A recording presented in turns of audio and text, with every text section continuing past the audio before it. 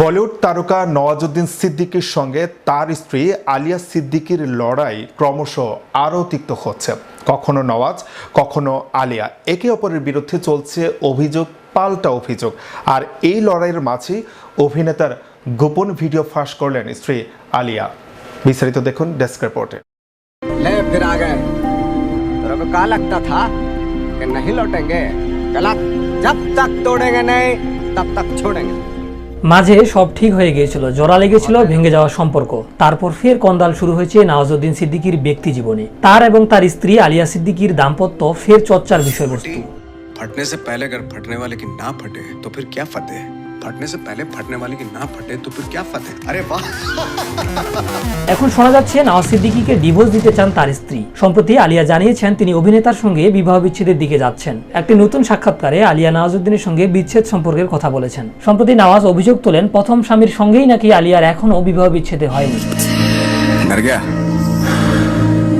मुझे बड़ा मजा आता है जब कोई डरता है। সম্প্রতি নওয়াজ অভিযোগ তোলেন প্রথম স্ত্রীর সঙ্গেই নাকি আলিয়ার এখনো বিবাহ বিচ্ছেদ হয়নি, তাই আইনগতভাবে আলিয়া এখনো তার প্রথম স্বামীর স্ত্রী। নওয়াজের এই অভিযোগের 2 দিন পরেই ইনস্টাগ্রামে বিস্ফোরক একটি ভিডিও পোস্ট করেছেন আলিয়া সিদ্দিকী।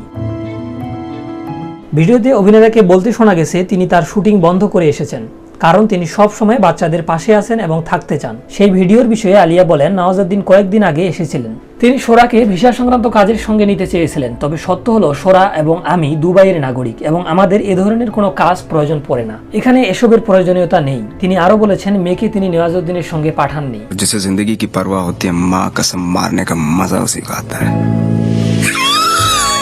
নওয়াজুদ্দিনের সঙ্গে বিচ্ছেদ সম্পর্কে আলিয়া বলেন, সে আমাকে মানসিকভাবে অনেক হয়রানি করেছে। আমি তাকে তালাক দেব এবং আমার বাচ্চাদের হেফাজতের জন্য লড়াই করব। আমি টাকার জন্য ক্ষুধার্ত নই, কিন্তু সে আমাদের দ্বিতীয় সন্তানকে অস্বীকার করায় আমি হতবাক হয়েছি। আমরা লিভ ইন রিলেশনে থাকা অবস্থায় আমাদের দ্বিতীয় সন্তানের জন্ম হয়েছে। এটা সে কিভাবে বলতে পারে? আমার কাছে সব ধরনের চুক্তিনামা রয়েছে যা আমাদের স্বামী এবং স্ত্রীর প্রমাণ করে। এসব তথ্য আমি আদালতে জমা দেব।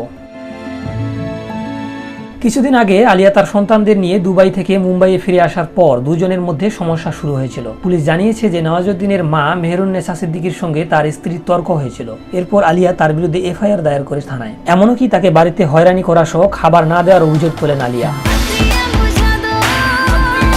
শাহরিয়ার রহমান, বিশ্ববাংলা 24, বিনোদন ডেস্ক।